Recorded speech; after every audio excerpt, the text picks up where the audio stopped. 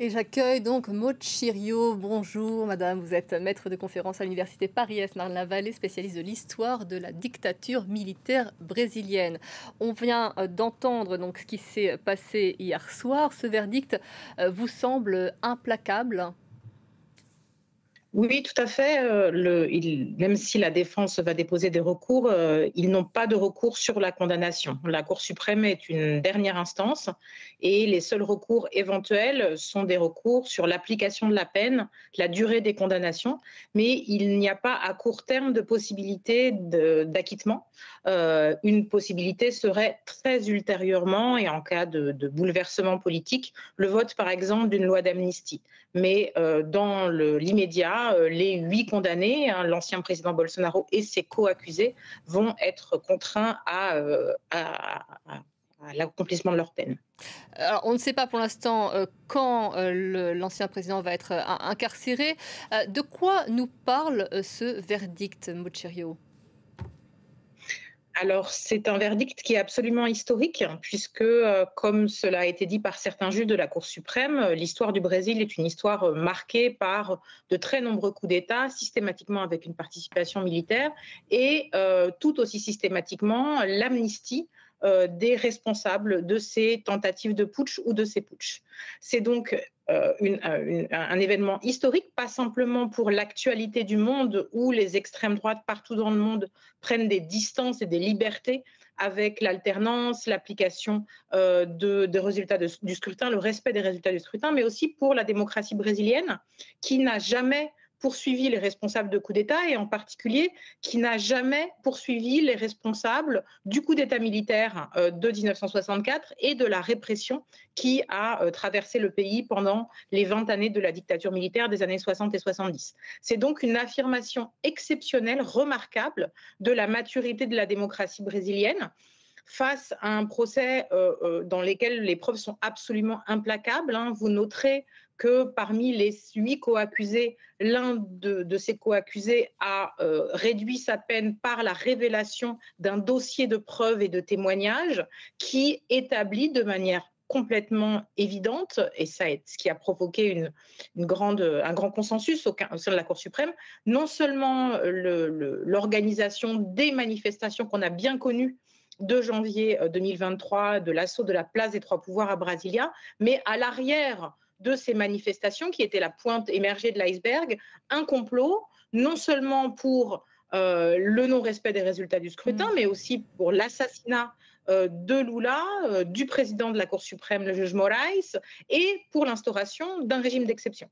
Et tous ces éléments sont documentés par des réunions qui ont été présidées par les plus hauts gradés des forces armées sous la supervision de Bolsonaro lui-même. On a assisté à cette mobilisation importante hein, de cette base, de ce socle qui soutient Jair Bolsonaro. Qui est-elle, cette base encore qui le soutient, qui s'est fortement mobilisée tout au long, tout au fil de ce procès? Alors, la base de Bolsonaro, qui s'est véritablement constituée à son élection, n'a pas été réduite, ni pendant son mandat, ni pendant sa gestion catastrophique de la pandémie.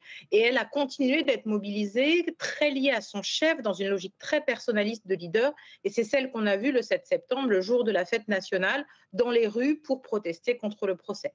Néanmoins, il apparaît que l'extrême droite en général, que ce soit les forces politiques d'extrême droite ou l'opinion tentée ou séduite par l'ultraconservatisme est très fortement fragilisée par cette condamnation, parce que la Cour suprême a été pédagogue en exhibant les pièces du procès et que le camp de l'extrême droite se divise actuellement pour savoir s'il faut défendre à tout crin Bolsonaro et son passé désormais indéfendable ou s'il faut tenter de faire survivre ce camp en abandonnant Bolsonaro à son sort. Et D'autant ces plus, divisions qui...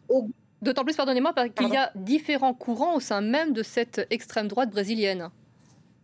Tout à fait. Bolsonaro ne résume pas du tout l'extrême droite brésilienne. Déjà, il est âgé, il est malade, il est extrêmement radical dans certains de ses comportements et certaines de ses contre-promissions.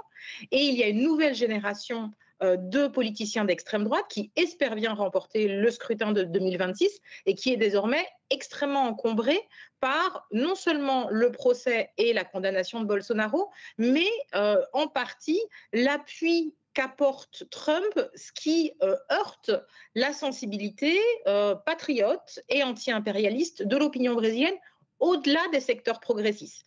Et donc, cette situation est très incommodante et très difficile à gérer pour l'extrême droite actuellement. C'est donc un geste fondamental pour la démocratie de se faire respecter face à ces nouvelles forces d'extrême droite qui considèrent qu'elles doivent rester au pouvoir, qu'elles méritent de rester au pouvoir, quel que soit le résultat des urnes. Mais c'est aussi une étape très importante pour effriter et montrer les contradictions internes de ce camp politique. Et on comprend que la droite soit déjà dans l'après-Bolsonaro. On entend aussi qu'il y a différents gouverneurs qui se positionnent, mais on sait aussi qu'au Brésil, les gouverneurs ne deviennent pas présidents. Ça ne s'est jamais vu pour l'instant. Et il y a cette figure face à eux qui est Lula et qui est apparemment indétrônable. Alors ça, c'est très difficile de le dire. On peut dire qu'actuellement, les dernières semaines ont été plutôt stabilisantes pour le camp au pouvoir, qui, comme c'est le cas à plusieurs reprises depuis sa réélection, se positionne pas simplement comme une force de gauche ou progressiste, mais comme une force de stabilité et de garant de l'état de droit et de la démocratie au Brésil. Et cette situation à laquelle s'ajoute la figure de Lula qu'on voit à l'écran comme une puissance mondiale qui résiste à l'hégémonie et à l'intrusion états-unienne dans les nations et en particulier dans les nations du Sud, renforce évidemment sa stature. Néanmoins, on pourra constater également, bien au-delà de l'idée que les gouverneurs ne deviennent pas présidents, qui n'est pas du tout une règle inscrite dans le marbre, que la plupart des élections présidentielles au Brésil se sont décidées dans les derniers mois qui les ont précédées. Et donc, il est très difficile, un an à l'avance, de savoir ce que donnera le scrutin et comment se composeront les forces politiques Mais à la veille du... Peut-on dire que le Brésil vit son pire moment politique depuis le retour de la démocratie en 88 ?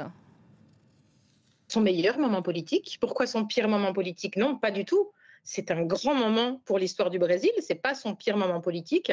C'est un moment où cette jeune démocratie, qui s'est reconstruite de manière très hésitante après une dictature militaire, sans aggiornamento, sans justice, sans véritable travail de mémoire ou alors très tardif, finalement montre la stabilité de ses institutions et la capacité de la justice et de l'ensemble des forces politiques d'empêcher que les militaires organisent le retour de la violence politique pour affronter un résultat incontestable issu des urnes. Donc non, je ne dirais pas du tout que c'est l'un des pires moments ou le pire moment depuis le retour de la démocratie. C'est le moment probablement imprévu d'affirmation de sa plus grande maturité. On entend en tous les cas que la justice brésilienne s'est montrée, vous l'avez dit tout à l'heure, un important contre-pouvoir, a su résister. On a entendu les attaques, notamment de Donald Trump vis-à-vis d'Alexandre de Moraes.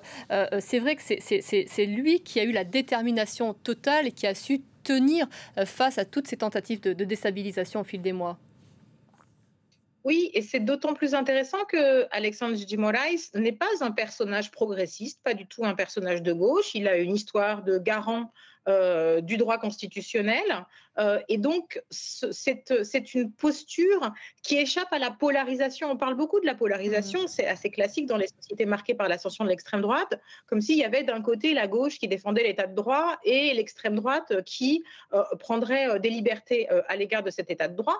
Là, ce qu'a monté la Cour suprême, c'est que ce collège de juges qui sont pour certains progressistes, pour certains plutôt conservateurs ou de centre droit, ont établi de manière conjointe, collégiale, la garantie de la démocratie, la garantie de la Constitution de 1988, et donc prend un pas de côté à l'égard de la polarisation en indiquant que les institutions peuvent établir un cadre, quelles que soient les forces politiques, pour permettre la continuité démocratique. Et en ce sens, le Brésil ne marque pas un moment simplement historique national, mais donne une leçon au monde, donne une leçon aux États-Unis, qui actuellement la Maison-Blanche poursuit les pressions, mais elles ont pour l'instant été vaines.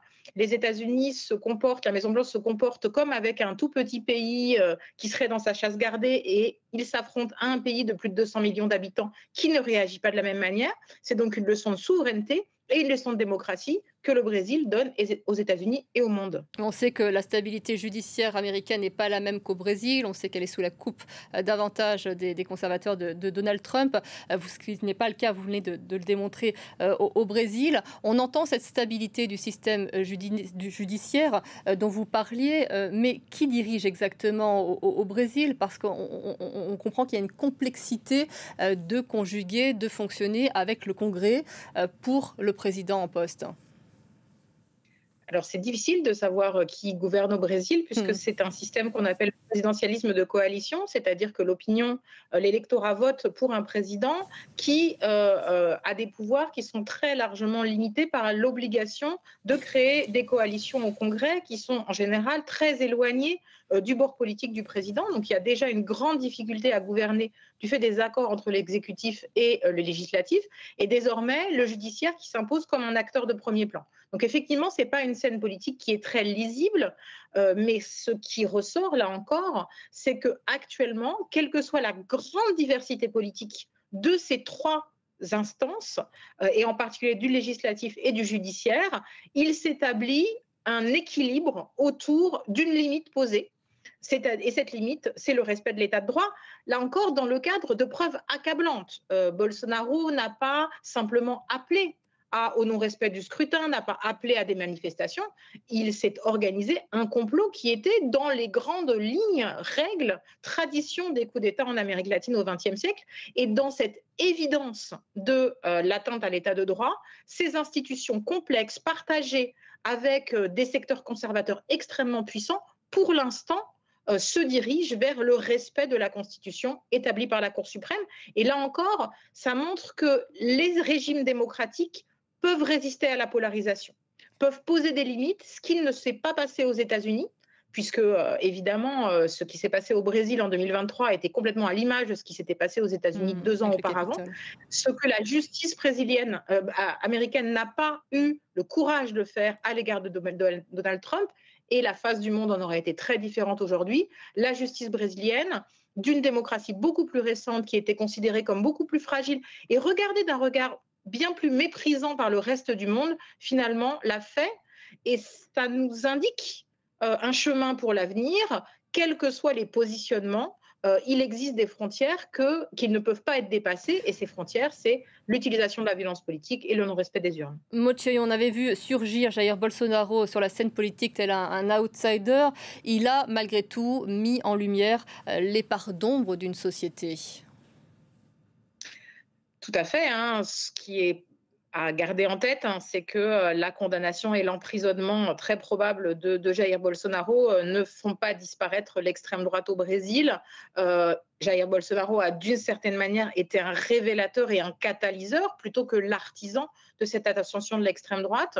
Et l'opinion publique brésilienne est toujours marquée par cette tentation de l'ultra-individualisation, de l'écrasement des plus faibles, de la haine de ceux qui sont considérés comme bénéficiaires d'avantages que tout citoyen voudrait pour lui seul. Et cet ensemble d'imaginaires traversés de racisme, d'attachement à des inégalités sociales profondes, d'autorité, qui traversent les sociétés occidentales, mais la société brésilienne en particulier, qui est une société hyper inégalitaire et marquée par une expérience très longue de l'esclavage, est quelque chose qui demeure très présent.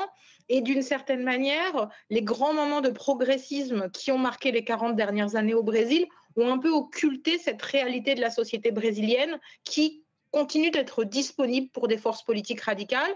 Bolsonaro en été une de celles-ci, mais il existe d'autres générations qui arrivent, qui sont déjà présentes, installées dans différents niveaux de pouvoir et qui sont tout à fait disponibles pour rétablir un exécutif d'extrême droite dans un an. Ce sera ma dernière question. La gauche a été au pouvoir de 2003 jusqu'en 2016. Elle a une part de responsabilité dans cette évolution des mentalités? Alors, bien sûr, c'est difficile à établir parce que le pouvoir politique ne produit pas les opinions. Ce qui se passe dans les sociétés, comme la croissance du néopantécottisme, de l'évangélisme, qui est une force politique qui a poussé vers l'ultraconservatisme, est quelque chose qui s'est vu partout en Amérique latine. La progression d'idées du backlash antiprogressiste contre les droits des minorités, les droits des populations indigènes, les droits environnementaux. Là aussi, c'est quelque chose qu'on a vu dans tout l'Occident, dans les Amériques, mais en tout l'Occident. Donc, ce n'est pas simplement à mettre sur les épaules de la gauche au pouvoir. Néanmoins, quand on regarde ce camp, il est impossible de ne pas considérer que le fait de renoncer à une politisation des bases, de renoncer à un goût du combat collectif, à une conscientisation, comme tous les secteurs progressistes du monde, ont contribué à un désamour des catégories populaires, à considérer que la politique était une chose lointaine, menée par des gens qui n'avaient rien à voir avec le quotidien des citoyens, et qui a probablement poussé les catégories populaires vers des vers des forces politiques conservatrices. Cela et les échecs de ces secteurs progressistes, échecs économiques, échecs dans la gestion de la violence urbaine et de la criminalité. Ce sont des gouvernements qui ont des bilans positifs à plein de points de vue, en particulier sur les questions socio-économiques, mais qui ont commis des erreurs, et ces erreurs, évidemment, poussent à adhérer à des outsiders. C'est la même chose en France, c'est la même chose aux États-Unis. Donc, bien entendu, une part de responsabilité. Néanmoins, on a affaire depuis 10 ans à une onde globale d'ultraconservatisme, fascisante, on pourrait le dire. On la connaît partout dans le monde, et donc les forces politiques nationales qui ont exercé le pouvoir n'en portent pas la responsabilité principale. Je vous remercie beaucoup, Maud Chiriou, de nous avoir apporté ce propos et ces éléments de compréhension après, donc, je le rappelle, cette décision historique pour le Brésil. Le ministre